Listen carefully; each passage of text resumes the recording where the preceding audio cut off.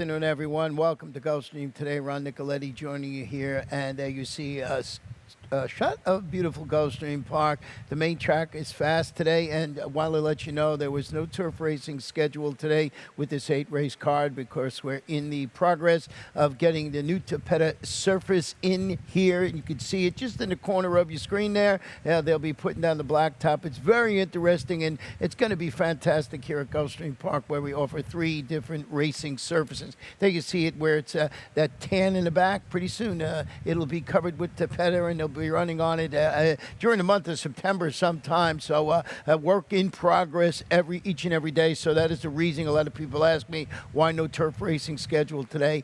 And that is the answer. So we still got great wagering. We got 2 pick 5s, 2 pick 4s, and of course the Rainbow Six, which starts, mark this down, starts in race number 3 today because of the 8-race card with a $200,000 jackpot guarantee. So that's taking care of all the early business. Let's get right into today's card. And we're starting off with a maiden claimer for Philly mares, 3-year-olds and up $12,500.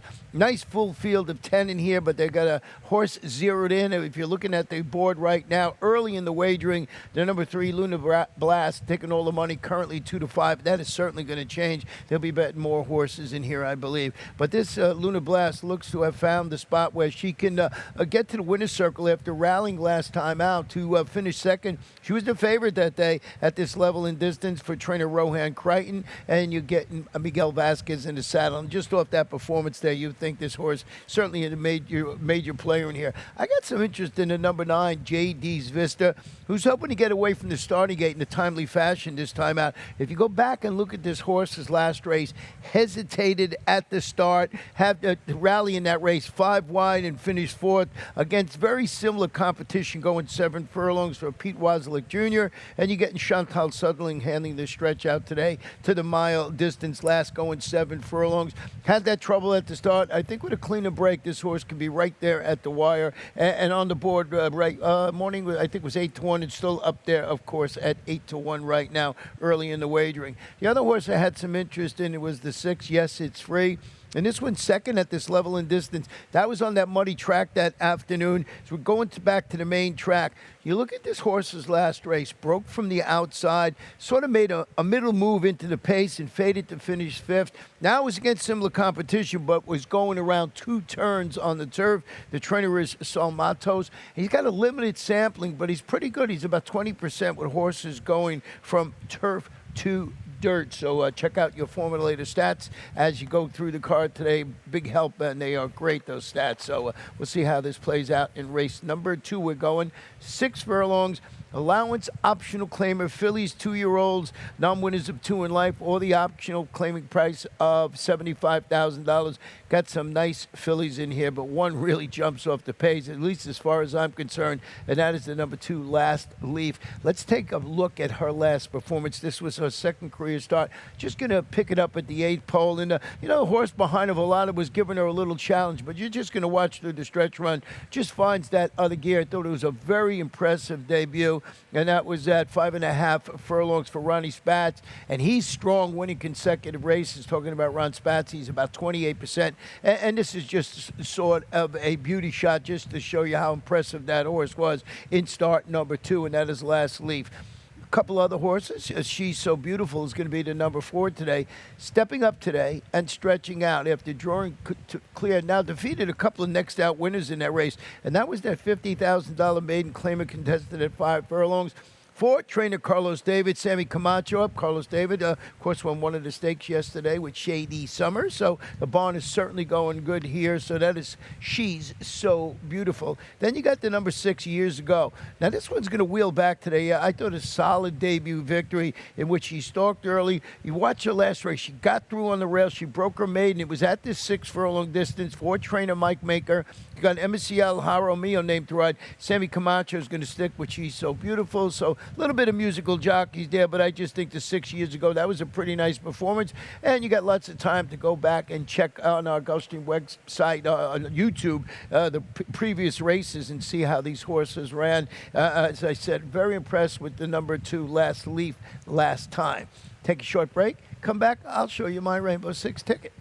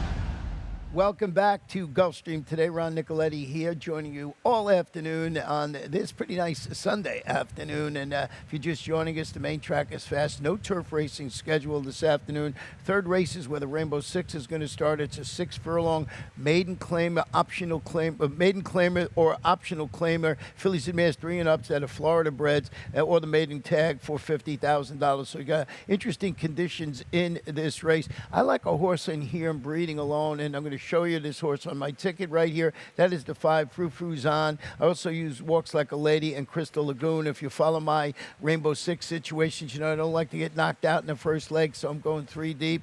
3 deep again in race number 4 with Double Crown Jackson. Big scratch in there, Trophy Chaser. So I usually use the 2 pudding before the scratch of Trophy Chaser. I was just going to go with 2 horses in here, and that would be Double Crown and, of course, the scratch Trophy Changer. But now I think the race is much more wide open.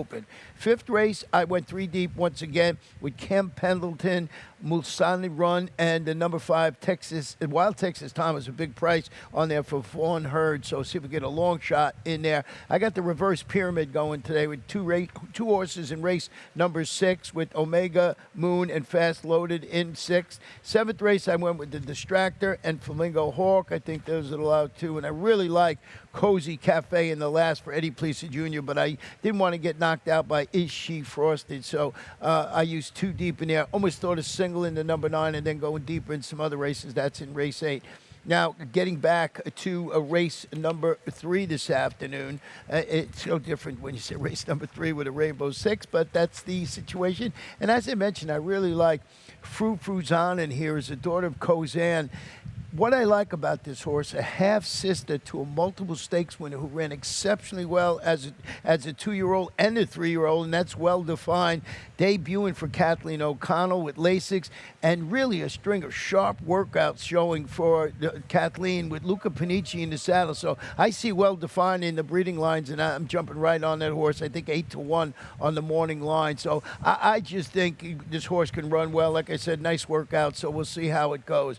The number 3, Walks Like a Lady. This one is changing barns now in the Kent Sweezy barn. This is a daughter of Vancouver, and she debuts locally and makes her first start since finishing second in her special weight debut. Now this was up at Tampa Bay, and wouldn't you have it, she was in the barn that day in the barn of Kathleen O'Connell, now in the Kent Sweezy barn today, and she's a half sister to a stakes winner called Bit of Both, and got Edgar Zayas handling the return to action today. So a couple of changes for us beside the bar change coming off the layoff. We'll see how number 3 Walks Like a Lady runs. And then one other horse we'll touch on is the 2 Crystal Lagoon. It's turning back to 6 furlongs. Made a move to get the lead before tiring to finish 3rd in that race against Similar. That race was moved from the turf to a mile on the fast main track. Mark Cassie, Emissy Al Jaramillo going to handle the turn back in distance today. So we'll see how Crystal Lagoon runs in that particular spot. Now that is race number 3, and that is where the Rainbow Six starts this afternoon. Flipping the page and going to race number 4. This is our stakes race of the day. It's an overnight handicap, $60,000 that I mentioned. Big scratch in there. Number 1 Trophy Chaser, was coming off a long layoff. I was very interested in seeing that horse run. Not going to happen today, so we have a field of 5. And I think it really bodes well for number 3, Double Crown today. I was hoping to break trouble-free. Matter of fact, we're going to go back and revisit this horse's start. And I just thought this horse, certainly had it there. You see the number 5 right there, Double Crown. And I just think with the bad start, you see it there, stumbled, and just was last in the early going in the race. Then we're going to pick it up, and because of the bad start, you can see this horse was put in the jackpot, and there was only one place to go for this horse at this time, and that was to go 5, 1, 2, 3, 4, maybe 6 wide in that race. You see all the way out there, and just basically it's hard to win after breaking slowly against this good competition. I mean, that was in the, a good race. So we'll see how this horse runs. That was actually in the grade 3 Smile Sprint. So there you see, showed some late interest in that race. I think with a clean break. different situation today with different competition. But what about the number 5 Jackson? How interesting is this horse? He's a multiple stakes play son of Cantheros. And boy, has he been training sharply in preparation for his first start since showing speed and calling it a day. That was in the Sunshine $100,000 Sunshine Sprint during January, coming back for Jose Pinchin with Edgar Zayas, handling that return to the races and just going on the workout pattern. And boy, this horse was always part of the stakes action before going to the sidelines. And as I mentioned when I was talking about this race with the scratch of one Trophy Chaser, I found it to be much more wide open. That's why I went deeper in this race. And I thought the number 2 Pudding had a big shot going to the Liz Dobles barn after the claim. And Liz won the one of the the stakes races yesterday with Harry's on the Loose. So the barn is going good. This one's going to step up. Turned back after posting his 3rd consecutive victory. Now, he defeated those $25,000 optional claimers going 7/8 of a mile. Chantal Sutherland, even after the claim, will ride again today. This horse is coming into the race in good form. Certainly going to be tested for class by Double Crown. Jackson, we don't know what we're going to get coming off the layoff. Certainly has some back class and Pudding. And the reason I went 3 deep once again in the race with the scratch of the one Trophy Chaser. Race number 5 today is the 1 mile maiden claimer. These are 3-year-olds and up, $12,500. I have a scratch here of the 7. I think there was 3 scratches on the whole card. Of course, one was Trophy Chaser. Then you got this one, Fun Loaded. And I just think the race goes through the number 6, Camp Pendleton, who's hoping to march to the winner's circle today. You look at its last race after rallying 5 wide to finish 3rd, behind a pair of next out winners at this level and distance. Antonio Sano's got the apprentice, Franklin Calais, in the saddle today. But when you look at this race, there's no speed. I keep looking for the speed in this race. I don't know if this horse is going to get that trip. I'm just going on, past performance that this horse ran well. This is a tough race.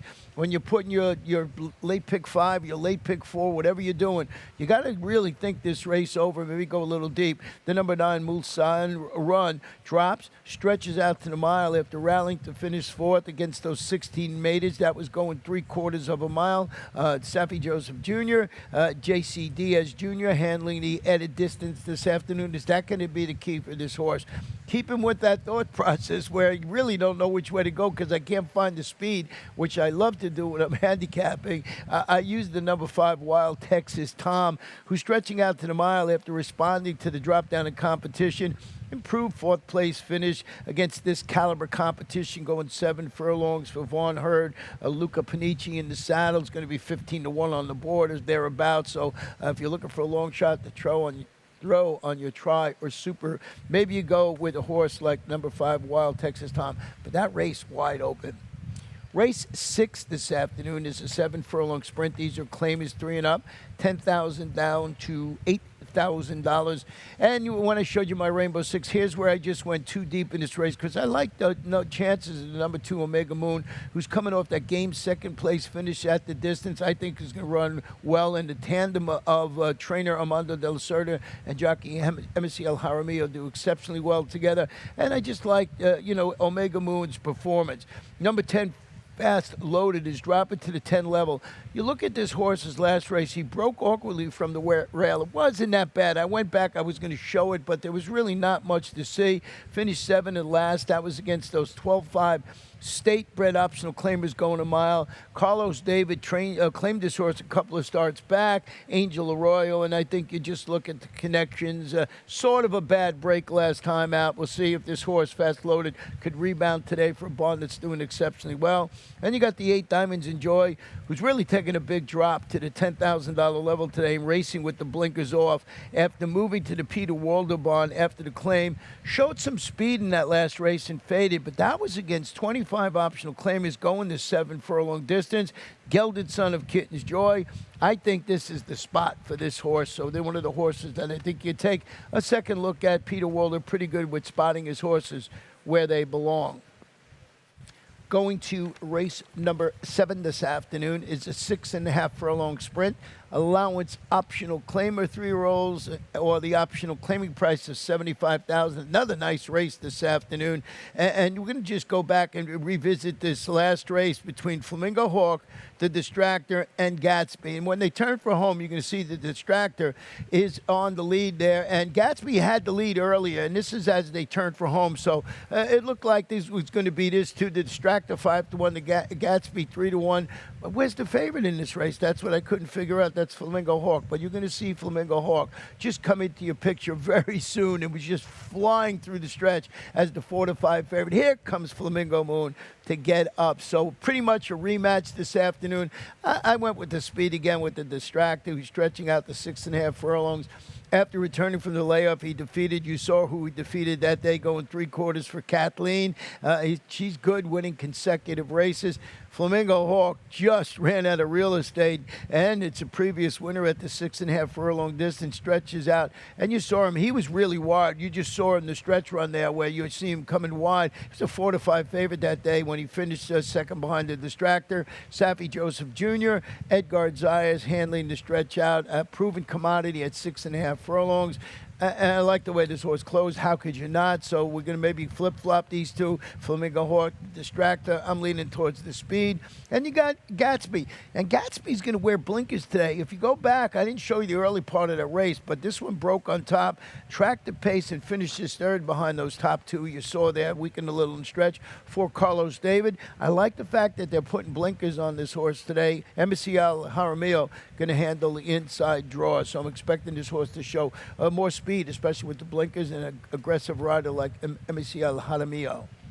Our final race on Sunday, that's right, race 8, 6.5 furlong, claiming fillies 3-year-olds or fillies and mares 4 and up, non-winners of 2 in life. And as I mentioned when I was talking about my Rainbow Six ticket, here's my best bet of the day. I just think Cozy Cafe is in a real cozy spot, stepping up, turning back, rallied to break her, her maiden as the favorite, going 7 furlongs. I don't see anything else in here that ran that well last time. Eddie Plesa Jr., pretty solid, 23%, winning back-to-back races. So I just think this horse can run well. But I also used, as I mentioned, on my Rainbow Six ticket to 2, Is She Frosted, who's making her first start since drawing clear the Crusher field of 12-5 maidens. That was going 6 furlongs, but it was back in May.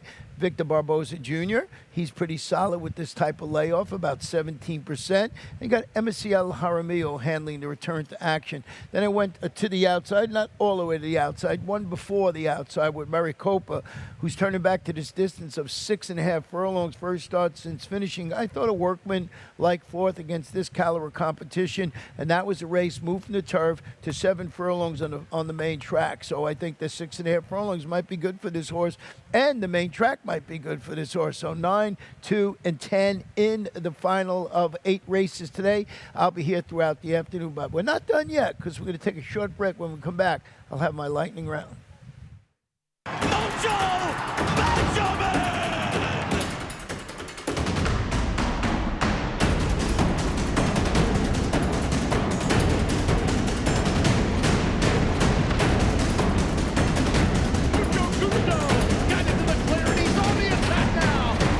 By 3, by 4, and moving away.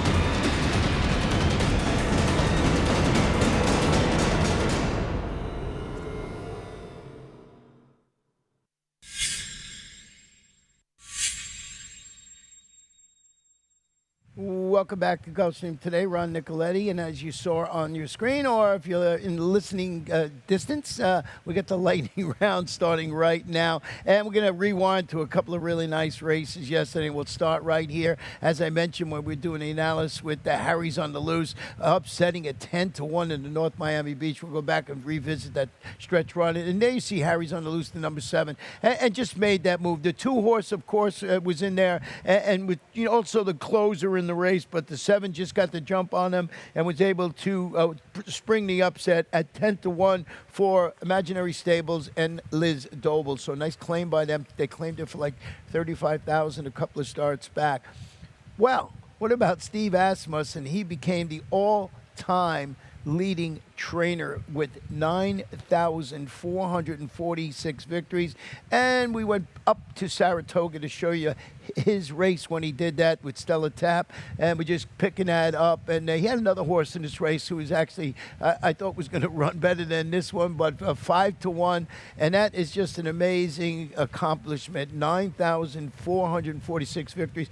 Oh, and there was no doubt he was getting this. So you could just see, won by open lengths, this horse. So certainly a great performance by him. And that is, of course, Steve Asmussen. And, you know, just to get that, you know, took over Dale Baird, who's, I think, 9,445. So he's got that title now, and he'll probably win 8 today somewhere.